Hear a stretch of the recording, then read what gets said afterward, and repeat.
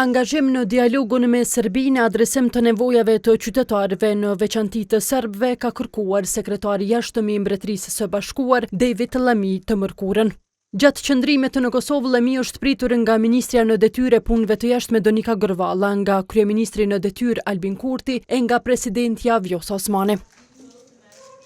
Në deklarimin për media pas takimit me Osmanin, sekretari Llami ka konfirmuar mbështetjen e Britanisë së Madhe në rrugtimin euroatlantik të Kosovës.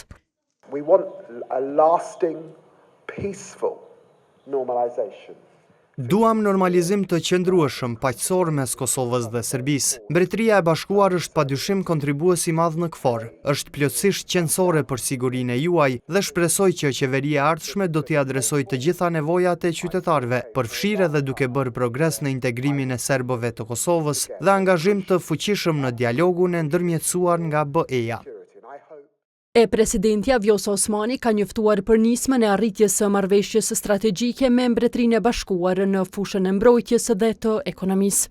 Osmani ka thënë se me sekretarin Llami ka diskutuar edhe për dialogun me Serbinë, proces në të cilin, sipas saj, Kosova është palë konstruktive pavarësisht provokimeve e sulmeve nga Serbia.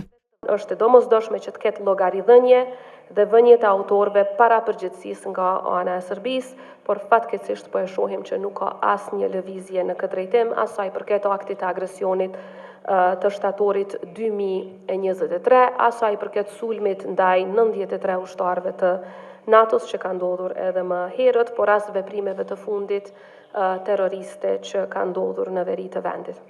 Sulmi në Bajnsk është potencuar edhe nga kryeministri në detyrë Albin Kurti në takimin me sekretarin David Llami. Sipas njoftimit të qeverisë, Kurti ka thënë se Milan Radojqiqi duhet të ekstradohet për të gjykuar në Kosovë.